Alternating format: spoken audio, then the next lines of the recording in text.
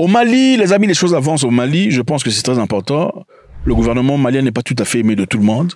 C'est une réalité vraie. Même Dieu n'est pas aimé de tout le monde. Pas pour dire que le gouvernement malien est Dieu, absolument pas. Pas pour dire que le gouvernement malien ne peut pas faire des erreurs, absolument pas. Le 23 juin 2025, le Mali et la Russie ont signé un accord commercial visant à renforcer la coopération dans les domaines de l'exploration géologique, de l'énergie, de la logistique, des projets humanitaires et beaucoup d'autres. Félicitations au Mali pour la direction qu'elle prend. Je pense que c'est très important de l'encourager. Autant il faut remettre en question, autant il faut encourager quand les choses bougent vers la bonne direction. Force est de reconnaître effectivement qu'avec la coopération avec la Russie, aujourd'hui notamment sur le plan de défense et sécurité, le Mali a pu recouvrir l'entièreté de son territoire. Et cela montre la fiabilité et l'efficacité de la coopération avec la Fédération de Russie. Un autre accord a été signé entre le Mali et la Russie qui prévoit la coopération dans le domaine de l'énergie nucléaire, avec la possibilité de construire un central nucléaire à faible puissance de conception russe au Mali. Nous avons établi des relations diplomatiques il y a 65 ans et nous avons continué à coopérer pendant toutes ces années. Il existe des domaines prometteurs pour une coopération future, tels que l'exploration géologique, le développement des ressources naturelles, l'énergie et la logistique. Bravo! Je pense que ça résorberait le problème d'électricité, le problème d'énergie et des difficultés qu'ont les Maliens régulièrement. Et aussi, la bonne chose est que bien que la Russie sera maîtresse dans la construction de ce programme nucléaire, les Maliens aussi en profiteront. C'est ça la partie la plus essentielle. Parce que dans beaucoup de cas, quand les Africains invitent des étrangers pour créer quoi que ce soit rail de train, pour importer des trains par exemple en Éthiopie et au Kenya, jamais ils ne transfèrent la technologie aux Africains. Malheureusement, en Éthiopie aujourd'hui, ils sont obligés de faire venir les Chinois régulièrement pour ajuster, arranger, améliorer et former. Former qui? Personne. Ils ne forment personne. Ce n'est qu'au Kenya récemment qu'on a altéré le contrat pour imposer à ce que pour qu'il y ait contrat chinois ici, il faudrait transférer le knowledge, l'intelligence, l'intelligentsia, la technologie. Au Mali, c'est évident. Les Russes ne viennent pas seulement pour faire un projet, ils viennent aussi pour transférer l'intelligence. Donc, en fin de compte, si quelque chose casse, les Maliens seront eux-mêmes en capacité d'arranger, de résorber ou d'améliorer. Bravo. Pierre Mikofi. Au Mali, toujours, en parlant d'Afrique, il y a des travaux de construction d'une raffinerie d'or soutenue par la Russie et ça a officiellement commencé à Bamako dans le but de renforcer la valeur ajoutée locale de la production aurifère malienne. Bravo encore, c'est très beau. Nous savons que le Mali regorge de sources presque intarissables d'or et je pense que la capacité technologique est très essentielle. La bonne chose est que, encore une fois avec les Russes, on peut pouvoir pas seulement développer, mais aussi accumuler l'intelligence et la capacité de continuer seul sans eux, s'ils partaient. Bravo. Le peuple malien a demandé à ce que l'or du Mali brille pour les Maliens. C'est dans ce cadre que plusieurs actions ont été initiées, à savoir l'audit du secteur minier, l'élaboration et l'adoption du code minier et aussi la loi sur le contenu local. Et aussi, nous avons créé la Société d'État de recherche et d'exploitation minière. Et aussi, nous avons eu à renégocier les contrats dans lesquels les intérêts du peuple malien n'étaient pas du tout respectés. Au Mali, encore une fois, la Russie aurait transféré des véhicules blindés, notamment des chars T-72 et des transports de troupes blindées. C'est une très bonne nouvelle sur le plan sécuritaire, mais nous espérons tous que ce ne soit pas seulement question de transfert, que ce soit progressivement question de construction, si pas d'assemblage de ces chars au Mali. Au Mali, pour finir, on dit qu'il y a répression politique.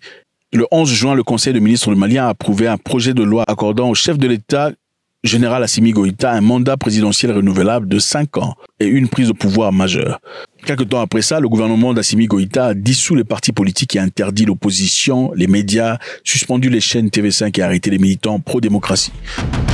Bon, je pense qu'il faut être équilibré dans tout sujet, ok? Autant nous aimons tous monsieur Assimi Goïta, autant il faut pas non plus poser de questions quand c'est nécessaire. Les gens ont-ils raison de poser des questions de savoir pourquoi y a-t-il pas élection démocratique au Mali? Monsieur Assimi Goïta serait-il quelqu'un de bon qui finalement, après avoir goûté le pouvoir, aurait peut-être changé de Kazakh? Question mark. Quels sont les objectifs de M. Assimi Goïta en préservant le pouvoir autant qu'il est maintenant et en empêchant l'ouverture à tout ce que le monde appelle démocratie? Point d'interrogation. Y aurait-il des raisons qui justifient cette position de M. Assimi Goïta? Point d'interrogation. Alors, la fermeture de chaînes télévisées étrangères telles que TV5 et autres sont-elles justifiées par des faits qui sont logiques par le Mali?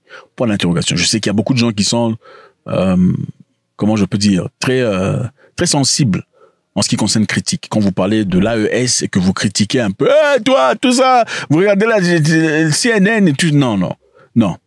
Je pense que ce soit la Russie ou les États-Unis, la Russie, c'est pas votre frère. C'est pas votre frère. Ils sont généreux, ils sont gentils, c'est bien, mais la politique peut changer selon la couleur. Vous savez, il y a très longtemps, les États-Unis étaient très bons amis aux Moudjahidines et de tout le bazar pour combattre l'URSS. Ils ont fourni en armement, fourni en capacité, fourni en renseignement. Aujourd'hui, ils sont les ennemis les plus pires.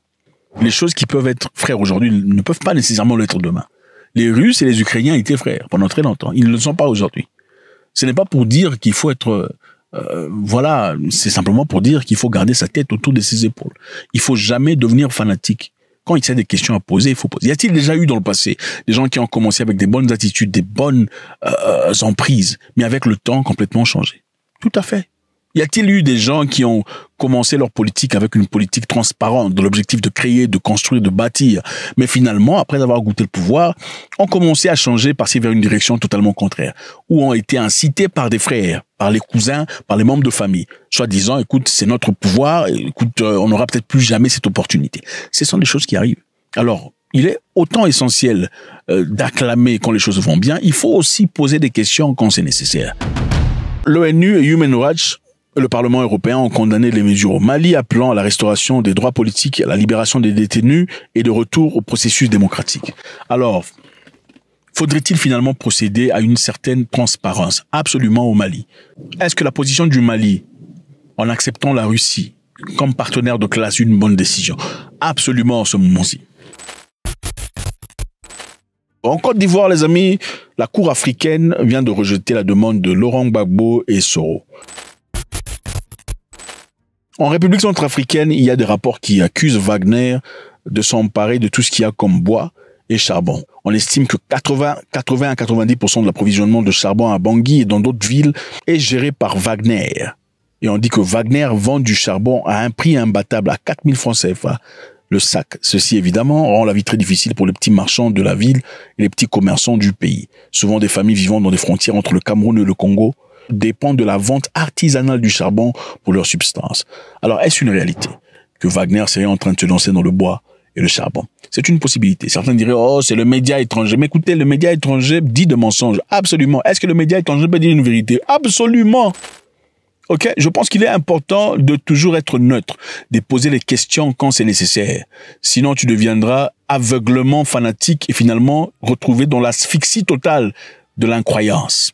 On pose la question ici. Et les gens qui sont de Bangui, il serait très nécessaire que vous nous éclaircissiez. Est-ce une réalité? Il y aurait des membres russes qui se sont lancés dans le commerce du bois. Je pense que cela serait les meilleurs à demander pour avoir une vérité claire.